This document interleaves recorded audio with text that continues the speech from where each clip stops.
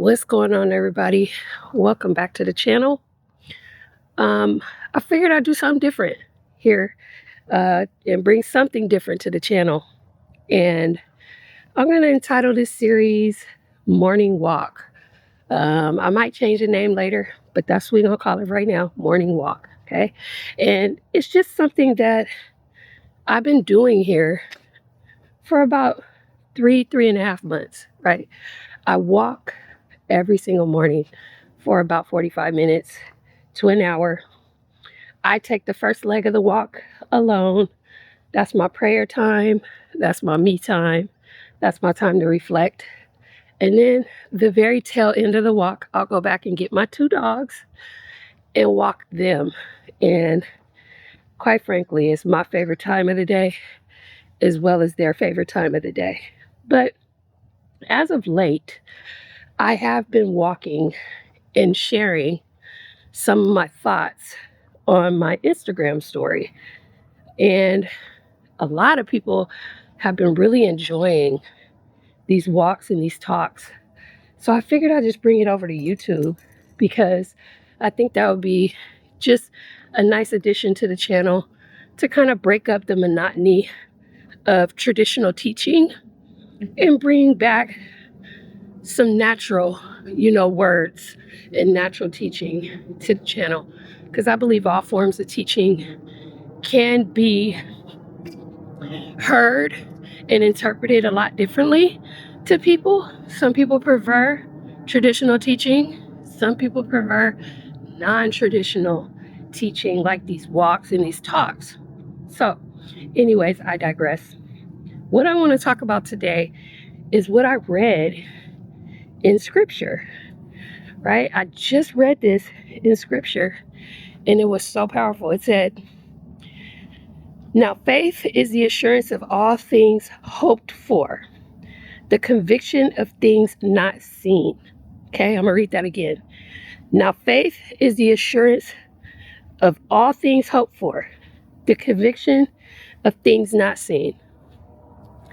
And what stuck out to me the most about that verse is the conviction of things not seen. Okay, the conviction. It's one thing to say, I believe in this or I have faith in this, right? And then in the same breath, a lot of people doubt it when things go wrong, when things go left, when things don't align and don't work out the way that you saw it to work out. Now, all of a sudden, the conviction diminishes a little bit, right? You're not as sure anymore that what you hoped for is going to happen. That, my friends, is a test of your faith. And a lot of people fail to test every single time, right? Conviction means to still have the same level of faith, still have the same level of belief that whatever you hoped for is going to work out regardless of what happens, right?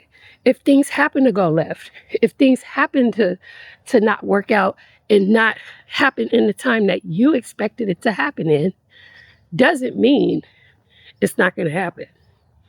It might happen months down the road, years down the road, decades down the road, but it will happen. And you have to have the conviction that it's going to happen regardless.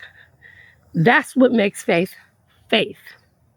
When understanding ends, that's when faith begins.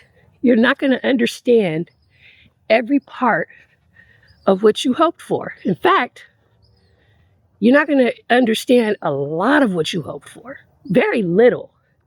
You're going to have very little understanding of what you hoped for, right? Your conviction has to fill in the gaps. Your conviction of what you hoped for is going to happen regardless of what it may look like to you. Regardless. So, let me give you an example. I had the idea for the Sales Goddess brand. Idea that I was going to do something outside of fitness and it was going to be sales related because I fell into the sales stratosphere accidentally. I started my fitness business and took it online back in 2020. And I joined a coaching program called High Ticket Trainer. And I took off in that coaching program fairly quickly. Now, it might have looked like I had overnight success, but I was running my in-person fitness business on and off and on the side for 20 years prior to me going online. So I had a huge warm market. And it was 20 years of something that I had conviction of, that it was going to work one day. And 20 years later, it worked. And I took off, like I said, very quickly. Students were DMing me, hey, how did you get these clients so fast? How did you do XYZ, ABC? I didn't do anything different. I followed the plan, right? It was no secret of how I got there. It was just following the plan and having conviction that it would work. Fast forward, 2 years after I joined the program, they approached me with a coaching job. They said, hey, Shay, we really need you to coach some of our students that have been really stuck in getting to the next level. We could really use your assistance in being on our team as a coach. I wasn't really crazy about the idea at first because I was running my fitness business, and they gave me an offer that I couldn't refuse. So I took the offer and I started coaching students one-to-one. And that immediately just caught wildfire. The students absolutely just loved me. They wanted more coaching sessions because you got 3 coaching sessions for free. After that, they were on their own. After the 3rd coaching session, they were like, no, I need more coaching from you. I still don't understand. I need you, blah, blah, blah. Long story short, talked to the staff. They ended up extending coaching programs for people, but they were paid after the 3rd one. And so students were paying me to coach them one-to-one because it was so valuable. And one day, a student tried to get a group of students together to role play for sales, okay? And they don't like it when students role play with each other because they don't like students teaching each other the wrong things because everybody's kind of learning. So they approached me and said, hey, can you teach this sales role play class? I said, no. No, I'm already got enough on my plate coaching these people one-to-one. They was like, please, please, please, please, please. We'll work around your schedule. We'll do XYZ, ABC.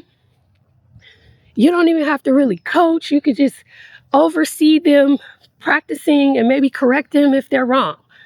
So they assured me that it was going to be a pretty hands-off sort of class and it could work around my schedule. And so I gave in finally. And that class has been running now for about 2 years now. 2 years. And I must say, my sales class has probably been the most popular class besides the main class with the main guy in HTT. My class is probably the most popular class out of every single classes that runs weekly in that coaching program. And my class got so popular, I got so addicted to it. It's still running to this day, by the way. But I got so addicted to it and changing the lives of personal trainers that I shifted everything from being the fitness coach and helping people to being the sales coach and helping trainers. I felt like I was more impactful behind the scenes than I was in the forefront. And 2.5 years ago, it's probably about 2 months into my class, since my class had started, I started to really get these ideas of how I can have my own students and teach something to them that's super valuable outside of what I was doing for High Ticket Trainer. And I didn't know how I was going to do it, but I had conviction and I had faith that it was going to happen for me one day. I just didn't know what it was going to look like.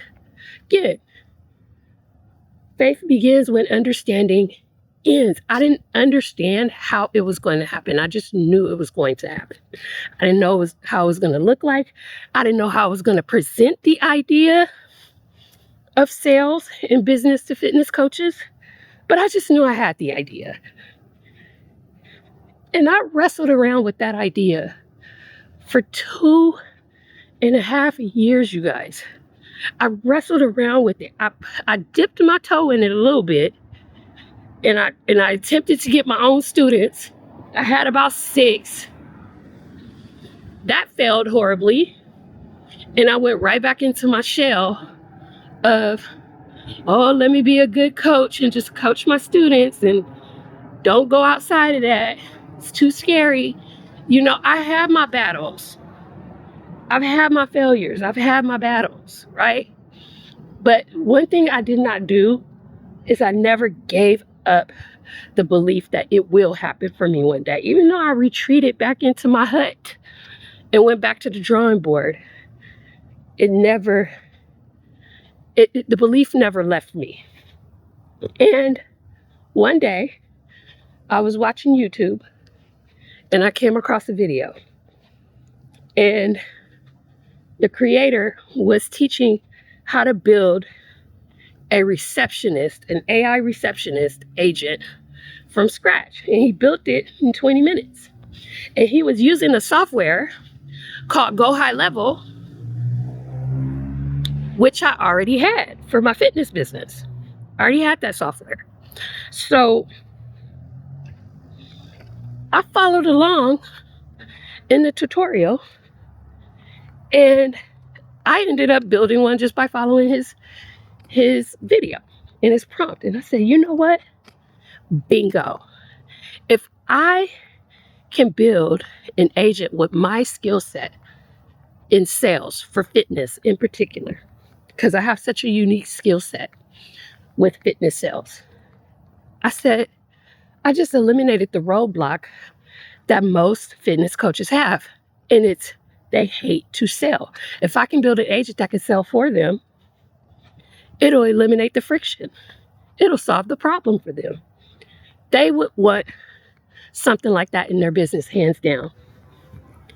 That was the very start of the Sales Goddess Agency, was the AI sales agent that I built from scratch. That was the start. That's all I needed. Then after that, everything started to fall into place.